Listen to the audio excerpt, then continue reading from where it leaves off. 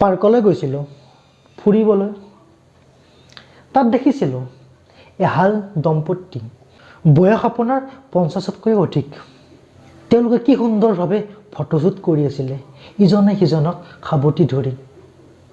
মানে ক'বলৈ গ'লে আপোনাৰ প্ৰি ৱেডিং শ্বুট, যিটো আজিৰ ডেটত খুবেই কমন হৈ পৰিছে। তেওঁলোকক দেখি খুবেই ভাল লাগিছিলে। মনলৈ এটা উৎসাহ আহিছিলে, বাও, এই বয়সতো তেওঁলোকে প্ৰেমৰ মজা লৈ আছে, ইজনে সিজনক সাৱটি ধৰি আছে, জীৱনৰ মজা ল'বলৈ চেষ্টা কৰি আছে। এতিয়া চেম কাম যদি আমাৰ ওচৰৰ কোনোবাই কৰিলেহেঁতেন, তেন্তে আমাৰবোৰে কি ক'লেহেঁতেন? সেই চা, বুঢ়া বুঢ়ীৰ চখ, এই বয়সত প্ৰেম প্ৰীতি জাগি উঠিছে। প্ৰেমৰ কিবা বয়স আছে নেকি? বাৰু প্ৰেমৰ কথা মই ক'বলৈ যোৱা নাই। মূল কথাটো হ'ল জীৱনৰ সোৱাদ লোৱাটো, মানে মজা লোৱাটো, যিটো আমাৰ প্ৰায়ে কৈ থাকে বোলে জীৱনৰ হেনো মজা ল'ব লাগে। মানুহৰ জীৱনটো কিবা পুণ্যৰ ফলতেহে পোৱা যায়, আৰু সেই জীৱনৰ যদি আমি মজা নলওঁ, তেন্তে এই জীৱনৰ অৰ্থই বা কি? নমস্কাৰ, মই পংকজ দাসে পুনৰ এটি নতুন ভিডিঅ'লৈ আপোনালোকক স্বাগতম জনাইছোঁ। আজিৰ ভিডিঅ'টো সেইসকলৰ বাবে যিসকলে জীৱনটো উপভোগ কৰিবলৈ বিচাৰে। জীৱন শব্দটো খুব ধুনীয়া এটা শব্দ। ইয়াৰ প্ৰতি মুহূৰ্তৰ মজা ল'বলৈ বা জীয়াই থাকিবলৈ বা উপভোগ কৰিবলৈ চেষ্টা কৰাটোৱে হ'ব লাগে জীৱনৰ প্ৰথম আৰু প্ৰধান উদ্দেশ্য।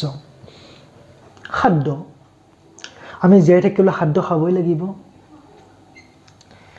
কিন্তু আপুনি জানো যাতা খাদ্য খায়? এই বোলে আপোনাৰ দালিখনত নিমখে দিয়া নাই, এই বোলে চব্জিখনত জলকীয়া হোৱা নাই, মছলা হোৱা নাই, বহুত কিবা কিবি। তেনেকৈ খায় জানো? নাখায় ন? কেনেকৈ খায় আপুনি? তাক জুতি লগাই খায়, তেতিয়াহে আপুনি মজা পায়। ঠিক তেনেকৈ জীৱনটো তেনেকুৱা।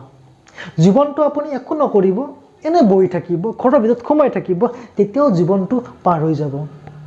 কিন্তু যদি সেইখিনি সময়তে আপুনি জীৱনটোৰ প্ৰতিটো মুহূৰ্তত যিমান পাৰে মজা ল'বলৈ চেষ্টা কৰি গৈ থাকে, তেন্তে হয়তো আপোনাৰ জীৱনটো জীওৱাৰো মজা আহিব, আনন্দ লাগিব, এনেকুৱা লাগিব যে আৰু জীয়াম। কিন্তু নাই, এইবোৰ কেনেকৈ হ'ব?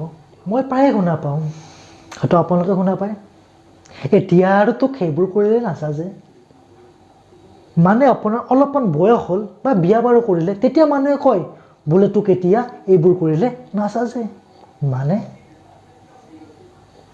এইটো আকৌ কি কথা? এতিয়া কি মই হাতেৰে খোজ কাঢ়িম? মই যিটো বস্তুত বা যিটো কামত মজা পাই আছিলোঁ, সেই কামটোকে মই বয়স হ'লে বাদ দিম নেকি? মোৰতো ভাল লাগে ন? আৰু তেনেকৈয়ে মানুহে বাদ দি হতাশা আহি পৰে মানুহৰ জীৱনলৈ। জীৱনৰ প্ৰতি মোহ নাইকিয়া হৈ যায়, পুৰা জিন্দা লাছ। ইচ্ছা আকাংক্ষা একো নাই, চব চেছ। কিছুমান বস্তু মই প্ৰায়ে লক্ষ্য কৰোঁ, এইটো চাগে বহুত ক্ষেত্ৰত সত্য। ভাৰতৰ মানুহে বা অসমৰ মানুহে জীৱনৰ মজা ল'বলৈ নাজানে। বাহিৰৰ পাৰ্চনবিলাকক দেখা পাওঁ, টিভিয়ে হওক বা আন কিবা, তেওঁলোকে বৃদ্ধ হৈ গ'লেও আপোনাৰ একদম জছত থাকে, পুৰা ডেন্স কৰে, ফূৰ্তি কৰে, একদম তামচা কৰে, একদম মজা লৈ ঘূৰি ফুৰি থাকে, ফটোশ্বুট কৰিব, কিবা কৰিব, চব কৰে তেওঁলোকে। যিটো সৰুতেও কৰিছিল তেতিয়াও কৰে তেওঁলোকে মজা ল'ব বিচাৰে জীৱনটোৰ। তেওঁলোকৰ মতে এয়াই নহয় যে ফেমিলিয়ে জীৱন, এইটোৱে মোৰ কাৰণে সকলো নহয়। তেওঁলোকৰ কাৰণে সেইটো নহয়। তেওঁলোকে এটাই জানে, দুনিয়াখনত মই আহিছোঁ, বেছি দিন নাথাকোঁ, যিকেইদিন আছোঁ পূৰা মজা লৈ থাকিম, তাৰপিছত টাটা বাই বাই।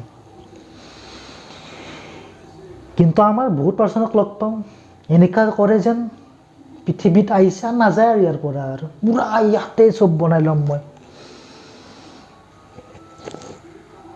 বংশ বৃদ্ধি কৰি গৈ থাকিম, বিল্ডিং অট্টালিকা ঠকি দিম, পূৰা অমুক তমুক, নাযাওঁ আৰু ইয়াৰ পৰা। আৰু প্ৰথম কথাটো হ'ল, মই প্ৰায়ে কৈ থাকোঁ, জীৱনৰ কি ল'ব লাগে? মজা ল'ব লাগে। মানে জীৱনটো উপভোগ কৰিবলৈ চেষ্টা কৰিব লাগে। পাৰক বা নাপাৰক, চেষ্টাটো কৰক। এটা অপ্ৰিয় সত্য, জীৱনৰ মজা আপুনি প্ৰত্যেক মুহূৰ্তত কেতিয়াও ল'ব নোৱাৰে। কাৰণ জীৱনত হাঁহি ফূৰ্তি, কান্দোন, দুখ সুখ চব থাকিব, সেয়াই জীৱন। কিন্তু তাৰ মাজতো আপুনি যিখিনি পাৰে সেইখিনি চেষ্টা কৰিব লাগে। কিন্তু কিছুমানেতো বাদেই দিছে এইবিলাক।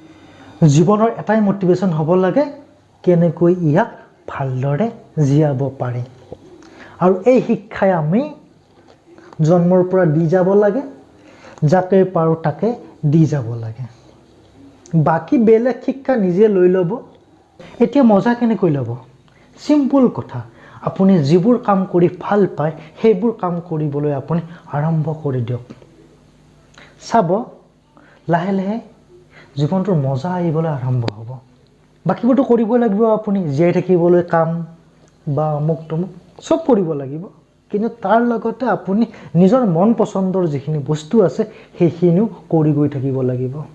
তেতিয়াহে ভাল লাগিব জীয়াই, মজা আহিব, আনন্দ আহিব। খাদ্যত যেনেকৈ টেষ্টি আহে, জীৱনৰ তেনেকৈ টেষ্ট আহিব।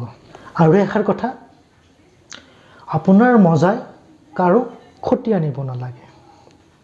মানে মজা লৈ থাকক, কিন্তু সেই মজাই যাতে কাৰো ক্ষতি নকৰে, মানে বেলেগৰ যাতে কাকো ক্ষতি নকৰে, তেন্তে সি মজা হৈ নাথাকে আৰু। এইটোৱে কথা মই প্ৰত্যেক ভিডিঅ'ত কৈ থাকোঁ প্ৰায়, জীৱনটো জিয়ক, বিন্দাছ জিয়ক, কিন্তু কাৰো ক্ষতি নকৰাকৈ। নিজেও সুন্দৰভাৱে জীয়াই থাকক আৰু আনকো জীয়াই থকাৰ প্ৰেৰণা দিয়ক। এনেকুৱা নহয় যেন আপুনি পূৰা জয়ী হৈ পৰি গৈছে। এক্টিভ থাকিব লাগে, তথাপিও ভাইৰাছ আহে দিয়কচোন, সকলোৰে জীৱনলৈ আহে। সেইবিলাক চাইড কৰিব লাগিব, যিয়ে যেনেকৈ পাৰে। তেন্তে আৰু বিশেষ নকওঁ, যদি ভিডিঅ'টো ভাল লাগে লাইক কৰিব, ছাবস্ক্ৰাইব কৰিব আৰু জীৱনৰ মজা ল'ব।